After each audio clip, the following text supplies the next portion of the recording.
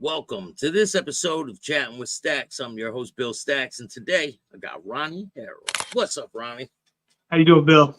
I'm doing great. Thanks for joining me.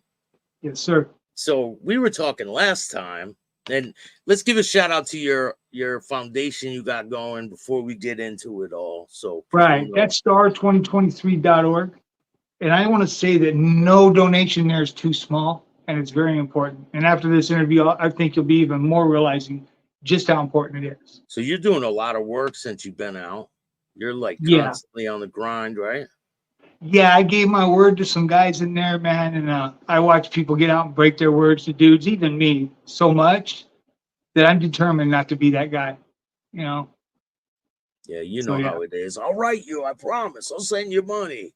Right. And you never hear from them again, you know? So these guys are relying on me to try to bring some programs in there that might help them change and get out. And that's what I aim to do, or die trying. So we've had some comments on the videos. People loved your videos. Right. But we had some comments. Some people said there's no dog program in the feds. I wasn't all in the feds. Half my time was the feds, half was the state. Yeah, there is no dog program in the feds. Well, there's some dogs in there, but they're not four-legged. But there is in the state, they do have several dog programs. So there's that. And there were some other things said too, like somebody said, oh, how does somebody get $53,000? And I responded, hey, that's a reflection of you and your ignorance. People in there aren't stupid. I'm not stupid. And so I thought I'd give you an example that no longer exists and can't throw nobody under the bus or get me whacked for any reason. So let's just suppose I needed to make $53,000 and I was sitting in Lancaster level 4 yard and I had a phone. Maybe I Google Earth, take a look at the prison, you know, and I see these 2 water towers outside the fence.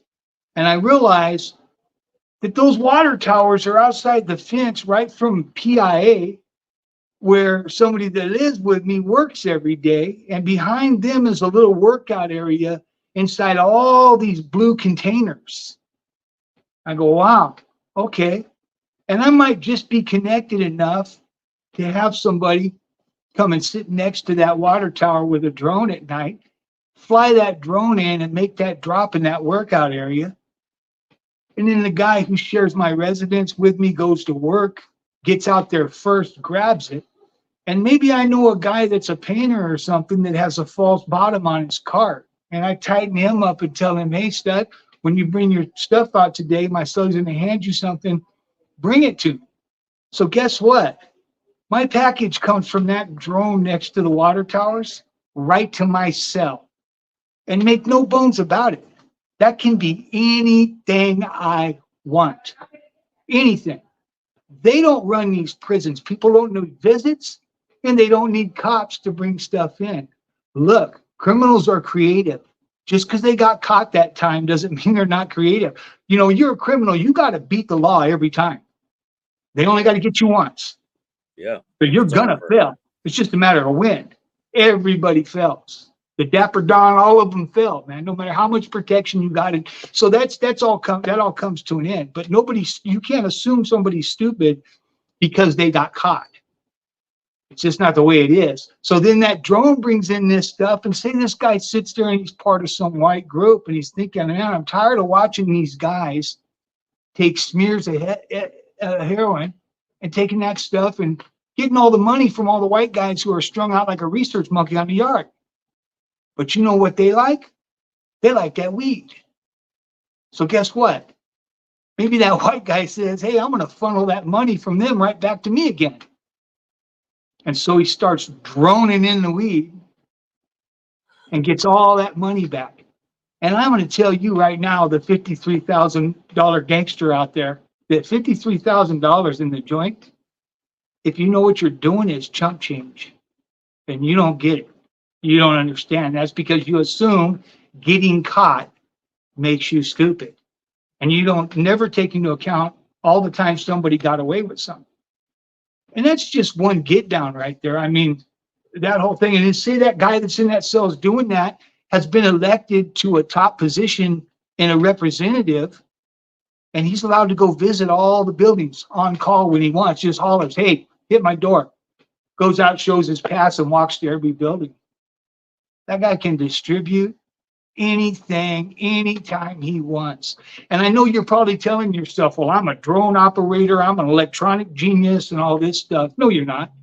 Because that guy's probably smart enough to think them drones put out electronic signals, and he probably is connected enough to have that electronic signal disconnected. So it flew in under dark. That operation probably stopped happening because whoever that guy is got transferred, and then right before he did, they crashed his drone into the fence. Okay. And they don't fix themselves and fly away. Yeah, they do fly back. I learned that about this. You got to remember, I was down 22 years. So to me, a drone is some military thing dropping the mother of all bombs on somebody. This whole thing, even though I was working my way through it, I still stayed knowledgeable about what's going on. And that drone, I had found out that if you landed or something, it would fly back to where you launched it from. Yeah. So, but it didn't. You can't fly back if it's in a fence. Yeah, if you crash it, they don't fly back. Yeah. And that was that, and that's how that went down right there for whoever it went down for. I'm not saying it's me, but I'm just using that as an example to point out how $53,000 really ain't nothing. When you figure a chapstick cap full of weed, just a chapstick cap, is going for $20. I mean, someone could throw a tennis ball over the fence. Yeah, you could do that. I mean, you got to have a pretty good arm, a pitcher's arm to be good with it. But when you're doing a drone, if you're stupid, you can bring in pounds at a time. If you're smart, you don't flood the yard, so they always think it's coming through the other channels. Yeah. And I'm not trying to be stupid. I could have probably screened my pilots a little better, but it was good while it lasted for whoever, Yeah. Yeah. In any event, that was that. Before you got arrested and went to prison, you had an elaborate operation. I did. And we were going to talk more about that. Well, people were surprised. Like, how were you getting all this to Hawaii? Because it's kind of like real tight security to get things over there, right? So I'll run this down. I met the guy Nino. I told you about that guy. You can call me Nino. Is going to be the name of the book when I get around to doing that get down. So this guy was connected, but he was playing a dangerous game with several cartels. And the first place I went out to hook up with him was with Juarez. And let me tell you, those are some dangerous dudes. And they might tell you, yeah, bring 200 grand if you want to get this much. I guarantee you, you're not leaving with no much. You're not even leaving, and you're losing that $200,000. Yeah, I was there to make a deal, a smaller one. I made it. And when everything was done, I told Nino, I said, hey, homie, yeah, I'm cool with that right there. I'm trying to see tomorrow. Then he hooked me in with this other one, Mutual Con, and that was all supposed to happen, right? And what happened was, before that happened, somebody I know contacted me and said, a mobster, and told me, hey, you know what, Ronnie, Perico from Norwalk is working with the feds. They know it right now, and he's put ATF on them dudes, and everything's getting ready to go down. You might not want to mess with that whole thing. So I backed up, square one again. Then Nino introduces me to this Sinaloa group, and I was really comfortable, but still I felt I needed an edge, and I needed a way to control with the guy that I was dealing with. So I'm spending 4,500 a pound on the meth. And I tell the dude, look, between me and you, I don't want to touch this stuff no more. So what I want to do is I'll give you 7,500 a pound. And all that extra money, that's you. Nobody needs to know. You take it. Nobody knows ever. And so he bid on that. And I said, here's the deal. I would call my runners. I said, you're going to deal with my runners. And I introduced them to my two runners. And I would call and say, hey, I need this. 25 pounds would come across the border that night. The next day, I would drive down with all the money, rent a motel room, put it under the dresser, the money, call my two runners. Their end would be in there too. And he would show up at the room, call him and tell him. He would show up and they would do the exchange, and he'd make sure everything went straight. And the minute he pulled that money the first time, I owned him. Because his life depended on me never saying nothing to that fucking cartel about his money and his end. Yeah, and he was continuing to pocket. Taking more money, they're gonna take care of it. They're gonna take his head off. Probably slowly too. They're not gonna do it fast. So I owned that dude then. So now all I'm doing is moving money. All right. So the runners get it and they would run it to another house in Vegas. I owned 3 houses in Vegas at the time and a houseboat on Lake Mead. They would take it to the packagers in Vegas for me, and those guys would put it into packages and wrap it up. And this is all known stuff here. We would wrap it up first in dryer sheets and then in, all this smell good stuff and coffee and everything we could. And we get these big bottles, and we bought this, it's like colored glass, right? And we would do like colored glass art with this methamphetamine ball down in the side of it. And we'd wrap it all up, and I would overnight express it, FedEx, and it would go out there. And it hit every time for a while until somebody told, And then when somebody told, it was all bad, and it was all bad fast. Was there ever a problem with them getting the money or them bringing the stuff from the border? Did they ever run into problems? No. Okay. So look, when I called them, said I needed it, you could tell it came across in a backpack because there would still be ants in it. Okay. So they were digging it up and pushing it that night across on a backpack, and I never had a hang up there. There was never a problem with any of that. And none of those guys ever got clipped for what went on.